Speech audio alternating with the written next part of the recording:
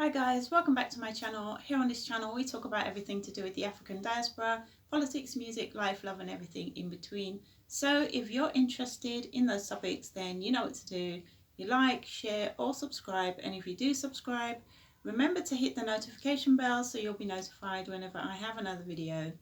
So today anyway, we're going to be talking about should Nigeria break up. So many of you will be aware that Nigeria is going through a bit of an identity crisis right now, for want of a better word, and is almost on the verge of, another civil war, if I was to be extreme about it. But it's pretty dire right now. So increasingly you have people calling for Biafra, you have people now calling for Oduduwa Republic, Yoruba Nation, and the country is as divided now as, I don't know, as it's ever been in its history. So let's just look at that for a minute. It's always sad when a marriage falls apart, when a marriage breaks up. So somebody's going to feel like they've failed, they haven't done very well, or one party may want to keep trying, but if the other is adamant that they don't want to be in the marriage anymore, there's really not much that you can do to save it. Now, I fear that that may be the case with Nigeria. It might be too much now. They might be too far gone along that road of division to think about unity. I don't know what it would take for, Nigeria to find that unity now is looking pretty bleak. So from somebody from my background, so I'm Caribbean, and a lot of Caribbean people are of Yoruba descent or Biafran, and other identities as well, because many of us were taken, our ancestors came from West Africa, and that's why you would often find that Caribbean people tend to be very Pan-African in their ideology, so they're less tribal. So in a way they're kind of detribalized. I would see myself as someone that is detribalized, right? Because at the end of the day, in the Caribbean, when you had the revolutions, when you had the liberation movements, it was, an amalgamation of people from different tribal backgrounds that came together to fight the oppressor and gain their liberation. So right now, the Caribbean, is pretty, it's a nice place to go, obviously. And, you'll go and you'll experience the cultures, and it's, an amalgamation of various cultures now, and they've been able to kind of muddle along pretty well, apart from obviously when elections come. When elections come around, it's a whole different ball game, because obviously people have different political affiliations. But as an identity, people tend to be either Jamaican, St. Lucian, Montserratian, Kittitian, or wherever they're from. They do have a strong national identity. Nigeria has failed to build a national identity, and it's not just one leader. All of the leaders have failed to build a national identity. It's not just the leaders, but obviously leadership is very important. It's also down to individuals as well to believe in a national identity. Nigeria is way far too gone, I think, along the road of separation to really think about that now. I think there's too much water under that bridge. There's so much animosity now between people that I really don't know how they're going to resolve this issue.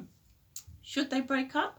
Well, any marriage that is deeply unhappy, if it's an abusive marriage, and there are elements of abuse in the sense of, in the southeast, the people are being abused. So you have people that are being abused, and if it's an abusive marriage, then what would you say to the man or the woman in that situation? You will tell them to get out, and get out as quickly as possible, right? So obviously in a country it's not as simple as that, but the feeling and the sentiment remains the same. So whilst, as a Pan-Africanist, it's always nice to see, an Africa that is unified and, coming from one voice and respecting the cultural differences.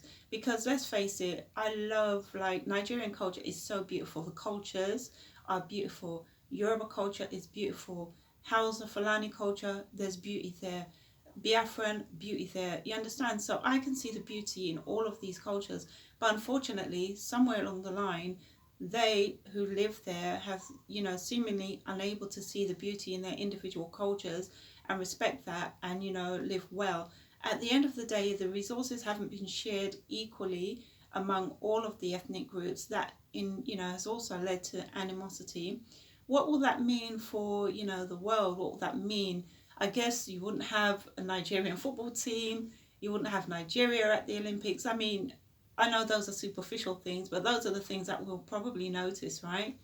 There won't be a football team, there's no Olympic team. You know, if we're going, any of us that want to travel to what is currently Nigeria will need a different visa. We'll be traveling to Biafra land or, you know, Yoruba land. It will be totally different. And then, you know, it's maybe another visa. So you go to Nigeria, maybe you'll need 3 visas instead of 1. There are lots of practicalities that will make it difficult, or not even difficult, but it will be a lot to get used to.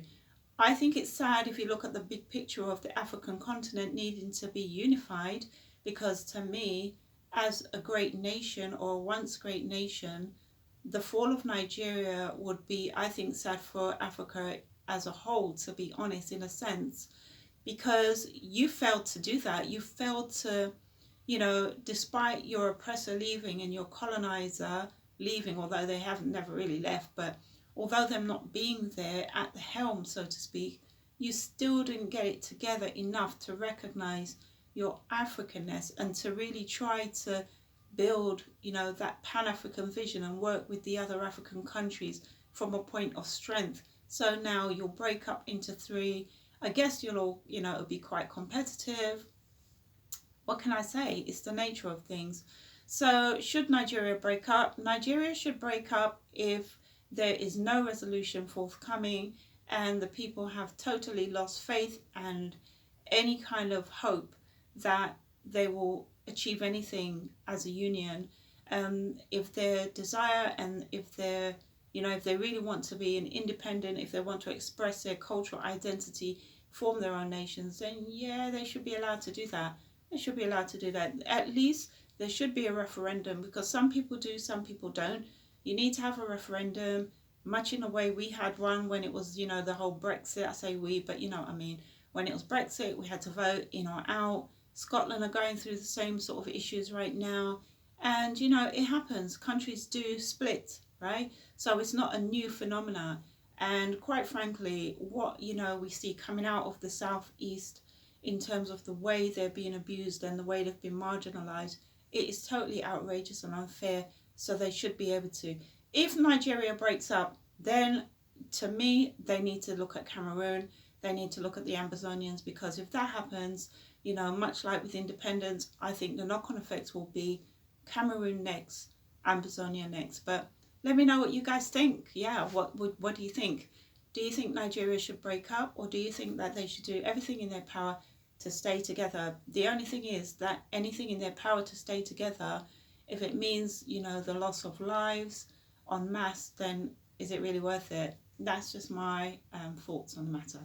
Okay, guys, peace.